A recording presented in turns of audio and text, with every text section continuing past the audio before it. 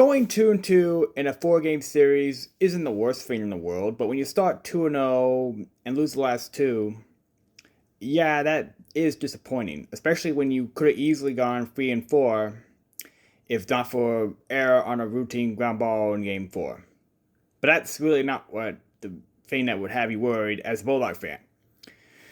First and foremost, the pitchers that we think are going to be the three starters this season, Anchor, Cremarosa, and Vic, they all did solid and worse, especially since they are missing a guy in Jake Riding who was going to be one of the 3 weekend starters to an injury, out for the year. So that leaves a hole in the bullpen. The bullpen as a whole did all right.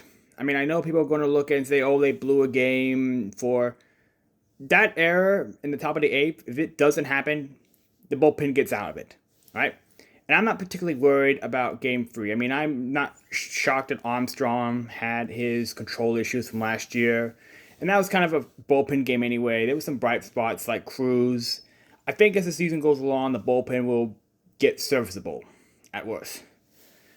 The two things that bothered me the most this series was the sheer amount of foolish at-bats by veteran players. So many times in this series when they had men on, the count was 3-1, and the BYU pitcher looked like he was having issues. The batters, upperclassmen batters, took swings that they shouldn't have that turned into outs when the pitcher looked like he was struggling. The at-bats have to be more disciplined, all right? And we still don't know who the closer is going to be.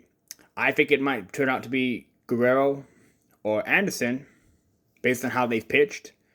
But we don't know yet, all right? A 4-game set is tricky like that.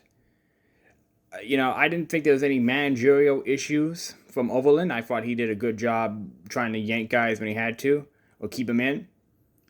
I'm not worried about the hitting yet.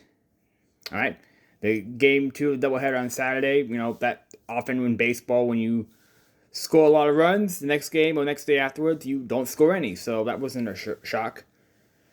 The crowd was good. Made a video about that, posted it. So home field advantage should not be any issue. I know Paul Leffler and others will say, oh, this will be, you needed to get 3 out of 4 to boost your RPI. As long as the Bulldogs are in the Mountain West, it's really not going to matter what they do out of conference. They can win 45 games, but as long as they're stuck to the Mountain West, they're going to have to win that tournament, which is why going in the pack in baseball is going to be so much better. So to me, it's like going 2-2 in the first series against BYU. Okay, not the worst thing in the world. Now, it does say a lot about Overland that he wants to schedule such a series as opposed to a team from the Midwest which can't practice right now, like Milwaukee, whatever, last season, or Oakland and Michigan, like we've had some years. BYU is a team with legitimate talent, with Big 12 talent, and would beat most Mountain West teams in a series. And the Bulldogs, if not for some of their own mistakes, would have won 3 out of 4. So there are encouraging things to look at. Baseball's a long season. This is just the opening sprint. I think we'll learn more about this team next 2 weeks as they play the likes of Cal State Fullerton and UC Santa Barbara. But for now, if you're a Bulldog fan, it's not the worst thing in the world. Don't panic yet.